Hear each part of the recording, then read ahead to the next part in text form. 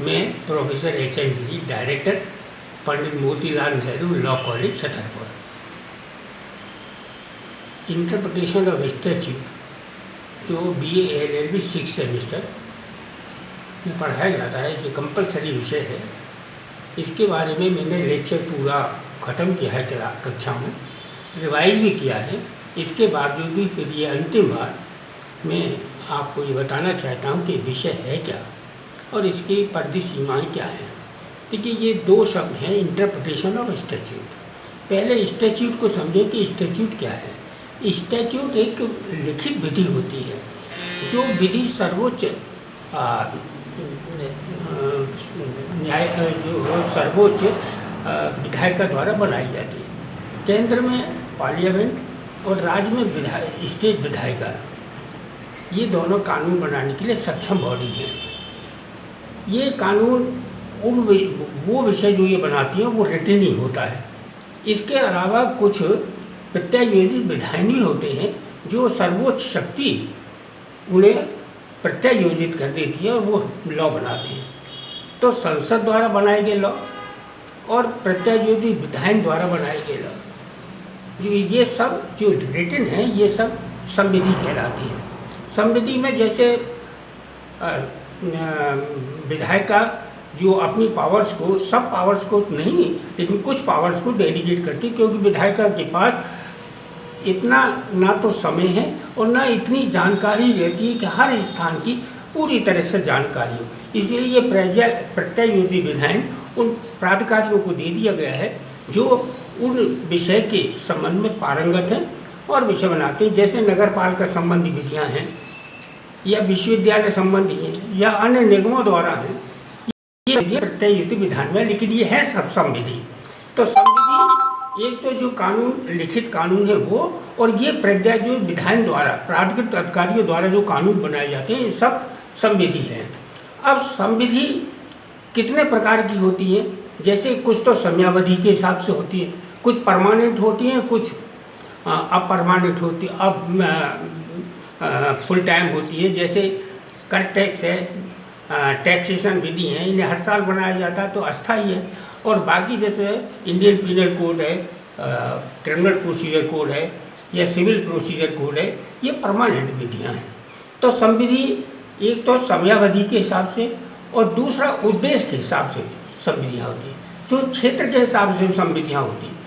तो जो विधियाँ उद्देश्य के हिसाब से होती हैं, आपराधिक संबंध में, दहेज प्रतिषेध के संबंध में, बच्चों के पुनर्स्थापन और बच्चों से संबंधित अपराधों के संबंध में, ये सब विधियाँ उद्देश्य से संबंधित हैं। अब एक प्रश्न ये उठता है कि संविधि में होता क्या है? हर विधि में ये 10 पॉइंट होते हैं। पहला, सबसे पहले उसका हेडिंग होता है, जिसे हम शीर्षक कहते हैं। शीर्षक, लघु शीर्षक और दीर्घ शीर्षक। जैसे संविधान का शीर्षक भारतीय संविधान लघु शीर्षक है।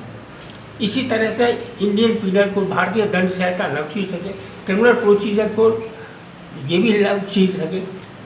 दीर्घ शीर्षक इनके हैं कि दंड प्रक्रिया से संबंधित सभी विधियां और समेकित और संशोधित विधियों संबंधी विधि। ऐसी भारतीय दंड संहिता में सभी अपराधों से संबंधित और समेकित एवं संशोधित विधि, ये शब्द पूरा बहुत दीर्घ शीर्षक के अंतर्गत आता। इसके बाद शीर्षक के बाद उद्देश्य का आती है। उद्देश्य का ये बताती है उस अधिनियम का उद्देश्य क्या है जिसके लिए बनाया गया है। जैसे संविधान में बताया गया है कि हम भारत के लोग भारत के लिए समानता, न्याय आदि के लिए ये बना रहे हैं। ऐसी IPC में भी ये बताया गया उद्देश्य का क्या है। उद्देश्य का ये बताती है क्रिमिनल, अब व्यक्तियों के द्वारा जो क्राइम किए जाते हैं उनको कैसे दंडित किया जाएगा, ये सब विधियाँ बताती है। दंड विधि, दंड प्रक्रिया विधि, वो दंड कैसे दिया जाएगा, किस प्रकार से, क्योंकि हम अगर किसी अपराधी को पकड़ दें तो हम दंडित नहीं कर सकते, एक अपराध विधि करें। इसके बाद उसमें हेडिंग्स होते हैं, धाराएँ होती हैं। धाराओं के बाद उपधारा भी होती हैं। धाराओं के बाद फिर उसमें अपवाद होते हैं, अपवाद व उदाहरण होते हैं, स्पष्टीकरण होते हैं। इसी प्रकार से उनमें अनुसूची वगैरह होती हैं, जो सब ये प्रदर्शित करती हैं कि विधि की डिटेल को बताती हैं। और एक साथ में सेविंग क्लॉज होता है सेविंग क्लॉज ये बताता है इस विधि के बाद ये जो विधि आई है वो पूर्व विधि में जो अधिकार थे वो अधिकार समाप्त होंगे कि नहीं, इससे संबंधित होती। इस प्रकार ये संविधियाँ हैं। अब दूसरा शब्द है इंटरप्रिटेशन ऑफ स्टैट्यूट। अब इंटरप्रिटेशन जो है इसको कहते हैं व्याख्या, शब्दों की व्याख्या या शब्दों का भाषांतर या शब्दों का निर्वचन। हिंदी में जो लीगल लैंग्वेज है उसमें निर्वचन शब्द यूज किया गया है।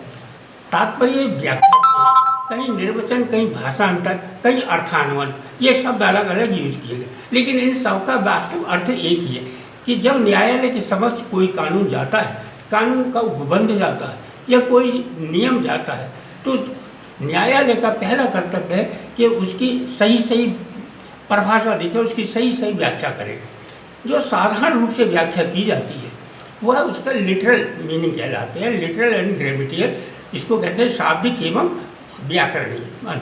इसमें शाब्दिक का मतलब जो शब्द का जो मोस्ट एप्रोप्रिएट या मोस्ट जो आम रूप से बोलचाल में लाया जाता है उन शब्दों का प्रयोग किया जाता है।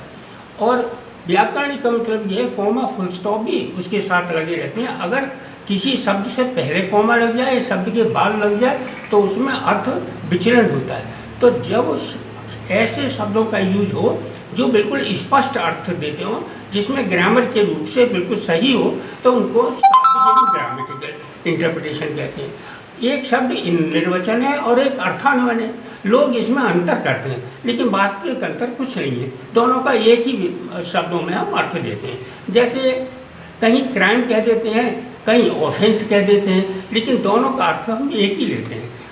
अगर ज़्यादा डिटेल में जाइए तो जैसे क्राइम को अर्थ कहते हैं जिसमें अनैतिकता और कानून का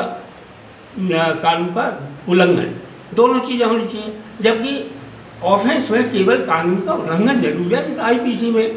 इसी प्रकार निर्वचन और अर्थान्वयन अंतर कोई विशेष नहीं है, दोनों एक ही हैं, लेकिन एक कहता है कि अर्थ प्राप्त करने के लिए जो प्रक्रिया अपनाई जाती है वो अर्थान्वयन है। इस तरीके से हम इन दोनों शब्दों को समझना पहले बहुत ज़रूरी है कि शब्दों की व्याख्या या कानून की व्याख्या। तो कानून कौन सा? संविधि कौन सी? जो लिखित विधि है। उनमें अगर कोई पद या कोई शब्द या कोई उपबंध ऐसा आता है जिसका अर्थ न्यायालय के समक्ष एक समस्या खड़ी करता है कि वास्तविक अर्थ क्या है, तो न्यायालय जो विधायिका के आशय को उस शब्द से देखती है कि ये जहाँ शब्द यूज हुआ है उसका वास्तविक अर्थ क्या होना चाहिए। उसका वास्तविक अर्थ न्यायालय का, न्यायपालिका का कार्य यही है कि विधायिका ने जो शब्द यूज किए हैं उनका सही अर्थ निकाला जाए, चाहे वो अर्थान्वयन से हो चाहे वो व्याख्या से हो। Thank you very much. आज इतना ही, कल आगे बढ़ेंगे।